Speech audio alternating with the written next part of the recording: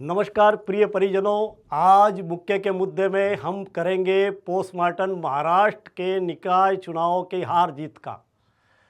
पूरे देश की ही सियासत नहीं, महाराष्ट्र की ही सियासत नहीं, हर आम और ख़ास दंग है कि करीब 3 दशक से मुंबई पर काबिज ठाकरे ब्रदर्स का जादू एक झटके में कैसे खत्म हो गया। पवार की राजनीति कैसे मात खा गई। क्या बीजेपी की रणनीति ने सत्ता का कोई परफेक्ट खेल खेला था? मित्रों, सत्ता का खेल कभी भी परफेक्ट कहीं नहीं होता। सियासत में कोई भी खेल परफेक्ट नहीं होती। सियासत देखती है अवसर, अवसर पर पूरी सियासत चलती है। ये महाराष्ट्र का चुनाव ठाकरे बंधुओं की हार नहीं है, ये राजनीति में उनकी वैचारिक हार है। एक बार फिर महाराष्ट्र के चुनाव नतीजों से साफ हो गया कि भाषा जोड़ने का काम करती है, न कि तोड़ने का। भाषा संवाद का माध्यम है, हिंसा का नहीं। कोई राज्य किसी भी जाति की जागीर नहीं है। हिंदुस्तान अखंड है। हिंदी राष्ट्र को जोड़ने वाली माँ की तरह है। तमाम क्षेत्रीय भाषाएं किसी के लिए माँ है तो किसी के लिए मौसी है।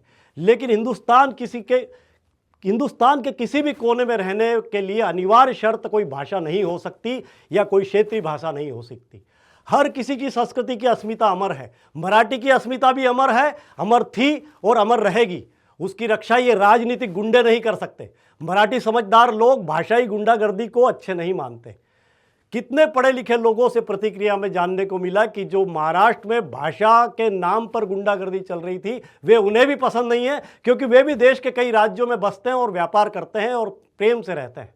वे विकास चाहते हैं। महाराष्ट्र के लोग भी विकास चाहते हैं। 3 दशक से महाराष्ट्र में गुंडागर्दी, हफ्ता वसूली, दादागिरी से सभी लोग ऊब चुके थे, ऐसा लगता है। यही कारण है कि मराठी वोट बैंक भी इस चुनाव में स्प्लिट हुआ है, टूटा है, बटा है। इसी के चलते भाजपा का हिंदुत्व नैरेटिव भी चल गया। कांग्रेस एनसीपी भी अपने कोर वोट को कंफ्यूज कर रही थी। असली शिवसेना का बड़ा हिस्सा शिंदे गुट के साथ चले गया। उधर एमएनएस का नेटवर्क सिर्फ शहरी इलाकों तक सीमित था। कह सकते हैं कि इस बार के चुनाव विकास और भावनात्मक राजनीति के थे। उसमें ठाकरे ब्रदर्स की राजनीति केवल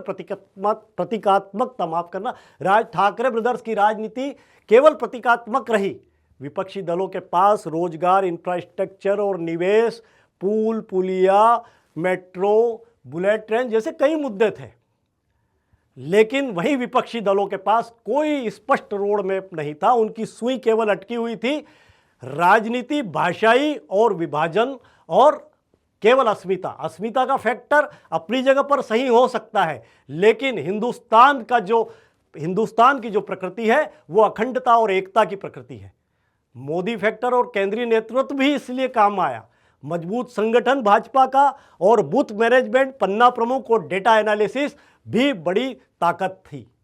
उद्धव और राज ठाकरे के पास कोई राष्ट्रीय स्तर का चेहरा नहीं था और वे तो केवल अपनी वैचारिक राजनीति से मुंबई तक ही सीमित रहे। कभी देश में घूमते हुए देखा है आपने?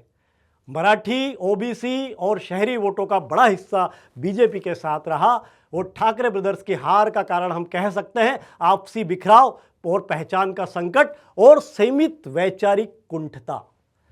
अंत में याद दिलाऊंगा कंगना रनौत की वो लाइनें कि आज मेरा घर टूटा है, कल तेरा घमंड टूटेगा। तो दोस्तों, फिलहाल राष्ट्रीय समाचार में मुक्के के मुद्दे पर आज इतना ही, क्योंकि बात आगे बढ़ेगी और बात आगे निकलेगी तो दूर तलक जाएगी। नमस्कार, मैं प्रदीप जोशी।